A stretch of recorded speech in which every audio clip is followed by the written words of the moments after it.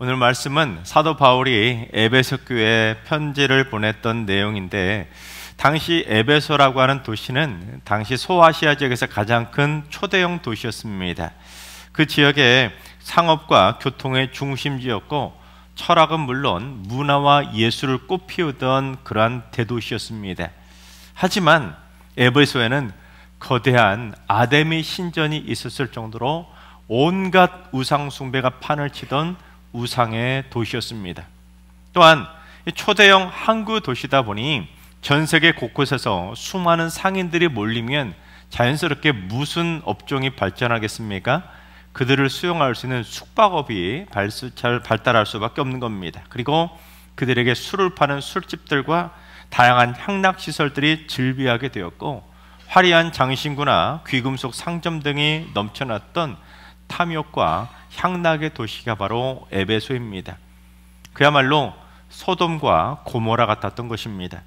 그런데 오늘날 우리가 살고 있는 이 도시들도 그때하고 다를 것 같습니까? 온갖 이단과 사이비 우상들이 즐비하고 있고, 우리가 사는 이 도시에도 수많은 술집들과 점집들, 향락시설들이 우리 주변에 가득 있지 않습니까? 그러니 오늘날에도 에베소처럼 탐욕과 향락의 도시에서 살고 있는 우리들이 그리스도인답게 살려면 여러분, 우리가 어떻게 살아야 되겠습니까? 사도 바울은 우리에게 정확한 정답을 가르쳐 주었는데, 18절 하반절을 봉독해 보겠습니다. 오직 성령으로 충만함을 받으라. 무엇을 받으라고요? 성령의 충만함을 받으라는 겁니다. 특별히 대충 요만큼만 받으라는 것이 아니라 충만하게 받으라는 것입니다. 오직 성령의 충만함을 받는 것 밖에는 답이 없다는 것이죠.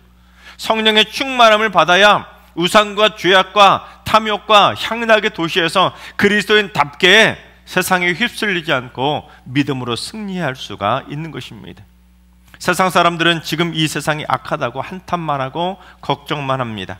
하지만 우리 그리스도인들은 성령의 충만함을 받아서 내 안에 성령의 횃불을 지펴야 되는 것입니다. 그리고는 그 성령의 횃불을 높이 들고 세상의 빛으로서 당당하게 승리하며 살아가야 되는 것입니다.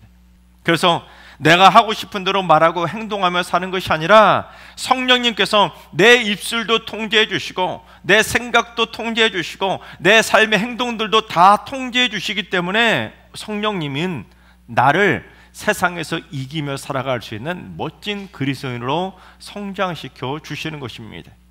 우리 요한일서 4장 4절을 봉독해 볼까요? 자녀들아, 너희는 하나님께 속하였고 또 그들을 이기었나니 이는 너희 안에 계신 이가 세상에 있는 자보다 크심이라. 그렇습니다. 우리가 예수 그리스도를 믿기 때문에 우리는 하나님께 속한 자인데, 우리가 이 타락한 세상에서 방탕한 삶을 이겨내고 거룩하게 살 수 있는 비결이 무엇이냐? 우리 안에 계신 성령 하나님이 이 세상 그 어떤 것보다 더 크시고 더 강하시기 때문에 나에게 성령 충만한 그 성령 충만한 힘을 가지고 세상에서 이기며 살아갈 수가 있는 것입니다. 따라서 우리가 성령의 충만함을 받아야 내 안에 계신 크고 강력하신 그 성령 하나님의 능력을 통해서 그 어떤 강력한 세상의 타락과 유혹도 이겨낼 수 있는 것이고, 그 어떤 방탕한 삶도 멈출 수 있는 것이고, 사탄 마귀의 악한 영들과의 싸움에서도 우리는 그 강력한 성령의 도우심을 힘입어 너끈히 이겨낼 수가 있는 것입니다. 우리 옆 사람에게 인사하겠습니다. 성령 충만으로 세상을 이기세요. 바라옵기는 우리 모두 성령의 충만함을 꼭 받아서 이 악하고 타락한 세상의 모든 영적 싸움에서 우리 모두 당당히 승리하게 되시기를 주님의 이름으로 축원합니다. 그래야 우리 승리교회를 다니는 승리의 성도들 아니겠습니까? 자, 그렇다면 우리가 성령의 충만함을 받아서 앞으로 또 어떤 삶을 살아야 될지 한번 계속 살펴보도록 하겠습니다. 첫째, 성령으로 충만해서 지혜롭게 주의 뜻을 분별하며 살아가시기 바랍니다. 15절 16절을 봉독합니다. 그런즉 너희가 어떻게 행할지를 자세히 주의하여 지혜 없는 자 같이 하지 말고 오직 지혜 있는 자 같이 하여 세월을 아끼라 때가 악하니라. 이 시대는 정말 때가 너무너무 악해가지고 선과 악이 막 뒤바뀐 것 같지 않습니까? 도대체 뭐가 선이고 악이고 뭐가 참이고 거짓이고 뭐가 정이고 불의인지 또한 뭐가 옳고 그른지 분별하기 참 어려운 시대가 되었습니다. 이 사람 말 딱 들어보면 그게 맞는 것 같아요. 그런데 돌아서서 이 사람 말 들으면 또 이 사람 말도 맞는 것 같아요. 그래서 중심을 잡기가 참 힘든 시대가 되었습니다. 심지어 사회 곳곳에 하도 깊숙이 죄악들이 침투하다 보니까 다들 도덕 불감증에 빠져서 뭐가 잘못인지도 모르고 아무렇지도 않게 범죄를 저지르며 살아갑니다. 남들도 다 한다는 것이죠. 아무개도 하는데 뭐 나라고 뭐 괜찮지, 이런 생각을 가지고 다들 죄를 죄로 모르고 살아가는 겁니다. 심지어 잔인한 범죄를 저지르는 연령도 점점 낮아져서 초등학생이 살인이나 강도 같은 강력 범죄를 저지르는 일들도 점점 많아지고 있습니다. 정말 때가 악해도 너무 악해진 겁니다. 그래서 이 악한 시대에는 우리 그리스도인들이 더더욱 어떻게 행동하며 살아야 될지 늘 자세하게 주의하며 살아가야 되는 것입니다. 지혜 없는 자처럼 그냥 대충대충 막 살 것이 아니라 오직 지혜 있는 자처럼 날마다 이게 과연 주님의 뜻인지 아니면 내 욕심인지 늘 언제나 주님의 뜻을 분별하며 살아가야 되는 것입니다. 오직 성령의 충만함을 받아서 이 악한 세상에서 과연 어떻게 살아가는 것이 주님의 뜻에 합한 삶인지 늘 분별하며 지혜롭게 사는 습관을 가져야 되는 것입니다. 바라옵기는 우리 모두 성경도 좀 많이 읽으시고 기도도 많이 하셔서 성령의 충만함을 꼭 받으시기 바랍니다. 그래서 성령의 충만함을 꼭 받아서 세상에서 지혜롭게 주의 뜻을 정확하게 분별하며 살아가시기를 주님의 이름으로 축원합니다. 둘째, 성령으로 충만해서 세월의 주인이 되시기 바랍니다. 우리 16절을 봉독합니다. 세월을 아끼라 때가 악하니라. 여러분, 보통은 우리가 세월을 막 아끼라고 할 때 이유를 뭐라고 말합니까? 세월이 너무 짧으니까, 시간이 너무나 빨리 가니까, 시간은 금이니까, 그래서 세월을 아끼라고 하는 게 보통 세상의 금원 아닙니까? 그런데 사도 바울은 그게 아니라는 거예요. 무엇 때문에 세월을 아껴야 되냐면 때가 악하니까 세월을 아끼라는 것입니다. 그만큼 우리가 살아가는 이 악한 세상, 너무너무 악하니까 세월이 길고 짧은 것보다 더 심각한 것은 뭐냐면 내가 살고 지내고 있는 이 세월의 하루하루가 악해지지 않도록 조심하며 살라는 것입니다. 근데 이 때가 악하다고 할 때 악이라고 번역이 된 헬라어가 포네로스라는 단어인데, 이 단순하게 도덕적으로 타락한 정도를 의미하는 도덕적 악을 의미하는 단어가 아닙니다. 이 포네로스라는 단어는 적극적 악의 의미를 담고 있는데, 악하게 악을 행하는 사악한, 그러니까 뭔가 악이 막 활동하고 꿈틀거리는 그 역동적인 악의 모양을 설명하는 단어입니다. 그러니까 단순하게 선이 부족해서 도덕적으로 악한 정도가 아니라 지금 그 시대가 적극적으로 악이 판을 치는 사악한 시대니까 정신 바짝 차리고 성령의 충만함을 받아 살라는 것입니다. 또한 이 악기라라고 번역이 되어 있는데, 사실 이 악기라고 번역이 된 헬라어 단어는 조금 오역에 가까워요. 왜냐하면 이 단어가 엑사고라조라고 하는 단어인데, 이 단어가 원래는 악기라는 의미로 잘 사용이 되지 않고, 원래 이 단어가 무슨 의미로 많이 사용이 되냐면 구속하다, 속량하다라는 의미를 가지고 있습니다. 또 사다, 구매하다, 그런 뜻도 가지고 있어요. 그런데 원래 이 단어가 주로 사용되는 곳은 어디냐면, 내가 만약에 어떤 불쌍한 노예가 있다고 해보시죠. 그런데 이 노예를 내가 구해내고 싶어요. 그러면 값을 지불하고 이 노예를 사서 이 노예에게 자유를 주는 겁니다. 마찬가지예요. 죄의 노예로 살던 우리를 예수 그리스도께서 핏값을 내고 우리를 구속하시고 속량하셨다라고 말할 때 쓰는 단어가 바로 이 엑사고라조입니다.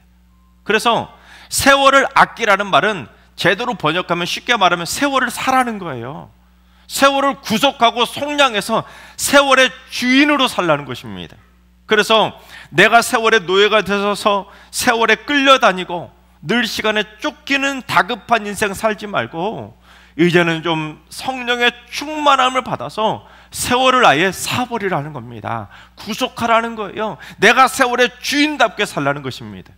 그래서 이제부터는 이 사악한 시대에 세월의 노예처럼 시간에 쫓기는 인생 살지 말고 하나님이 나에게 주시는 1분 1초 그 모든 시간들을 내가 당당히 사서 시간을 지배하고 통제하는, 시간을 다스리는 인생을 살아가라는 것입니다.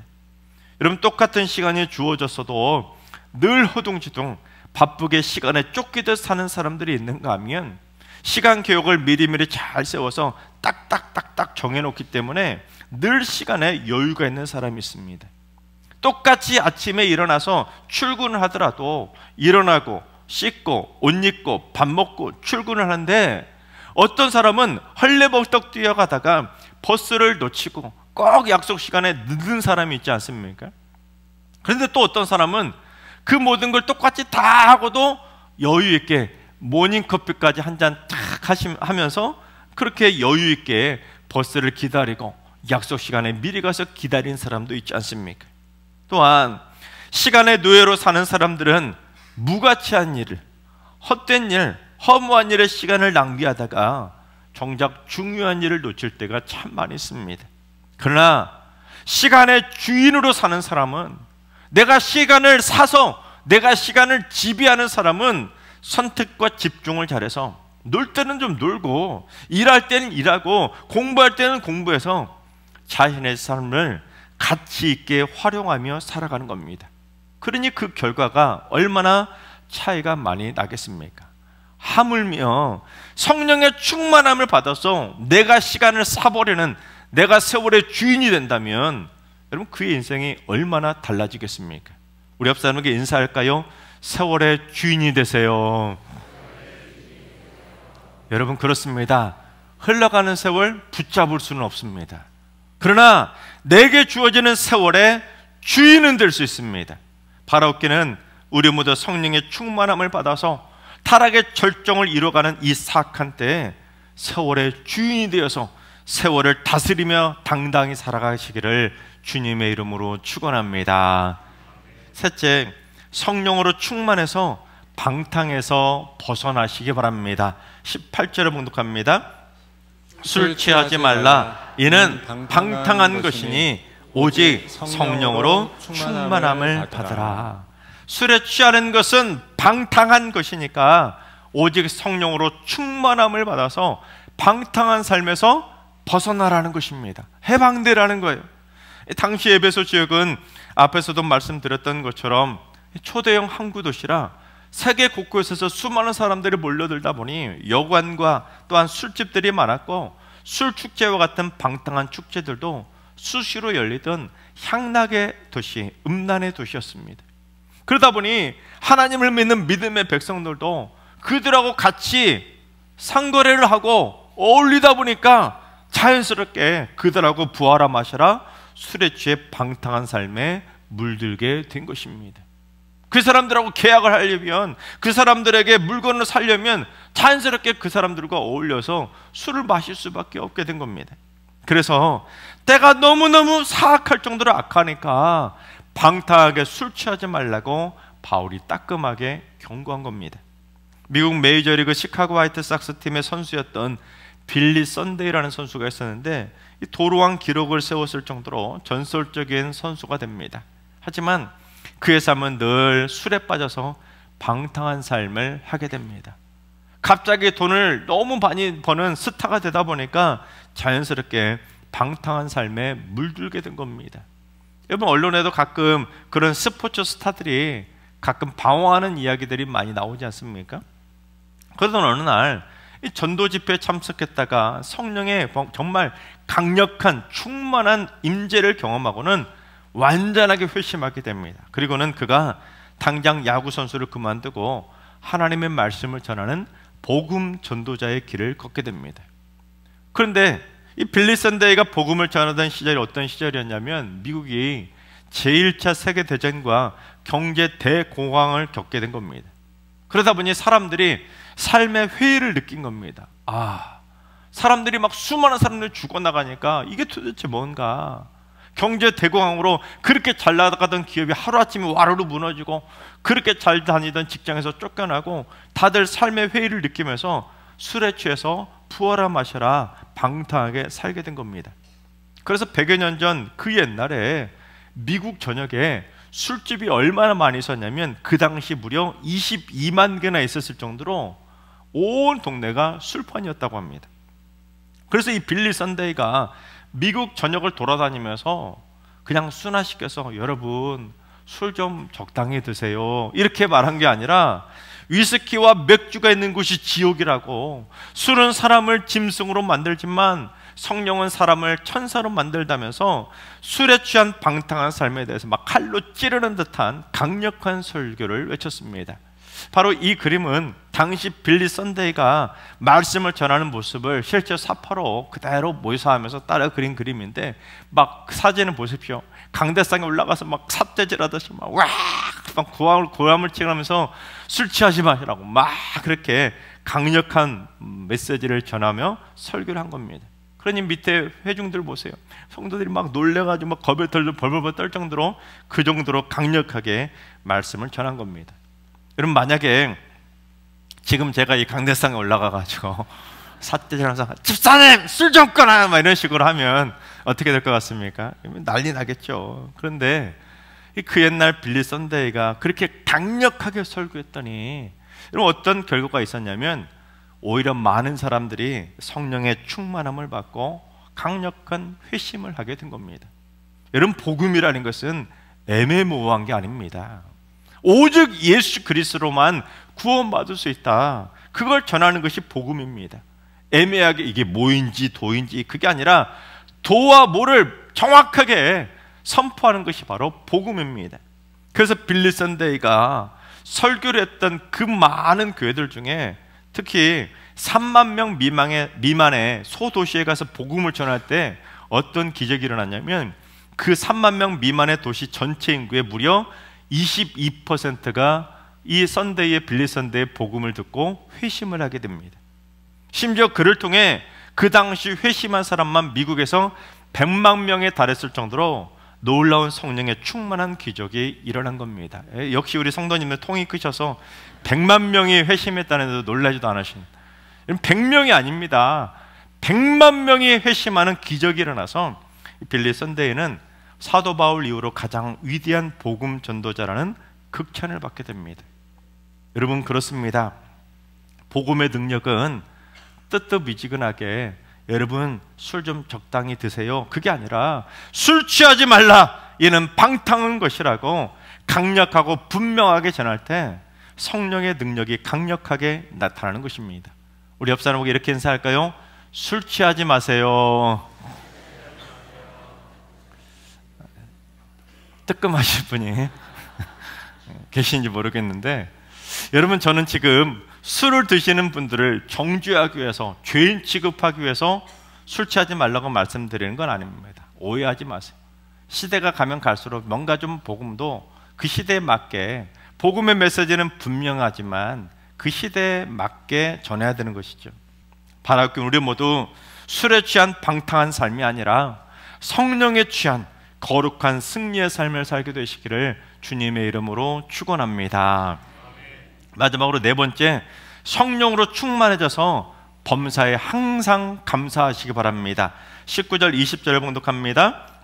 시와 찬송과 신령한 노래들로 서로 화답하며 너희의 마음으로 주께 노래하며 찬송하며 범사에 우리 주 예수 그리스도의 이름으로 항상 아버지 하나님께 감사하며.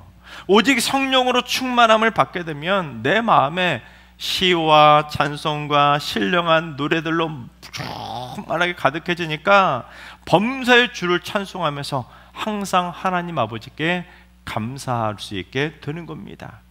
여러분, 그렇습니다. 성령으로 충만한 삶은 항상 감사가 막 흘러넘치게 되는 것입니다. 네덜란드의 독실한 크리스천이었던 코리 텐 붐은 2차 세계대전 당시 유대인들을 숨겨줬다는 제목으로 온 가족이 나치에게 붙잡혀서 강제 수용소에 수감되게 됩니다. 이 수용소는 끔찍한 환경과 절망으로 가득한 지옥 같은 어둠의 장소였지만 코리 텐 붐은 동생 베시와 함께 몰래 숨겨온 성경을 읽고 기도하면서 하나님께 감사했다고 합니다. 특히 그 코리 텐 붐이 수용되었던 그 감옥방이 너무너무 빈대가 많았는데 그 빈대가 가득한 침대에서 코리 텐 붐이 이렇게 감사 기도를 드렸다고 합니다.